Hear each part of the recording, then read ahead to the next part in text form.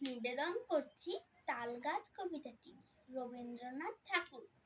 তাল গাছ এক পায়ে দাঁড়িয়ে সব গাছ ছাড়িয়ে উঁকি মারে আকাশে, মনে সাধ কালো মেঘ ফুরে যায়, একেবারে উড়ে যায়, কোথা পাবে পাখা সে।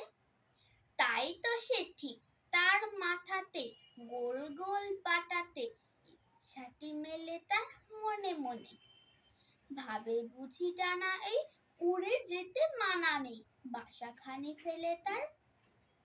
সারাদিন ঝড় ঝড় থর থর কাঁপে পাতা পত্ত, ওড়ে যেন ভাবে ও মনে মনে, আকাশেতে বেরিয়ে তারাদের এড়িয়ে যেন কোথা যাবে ও।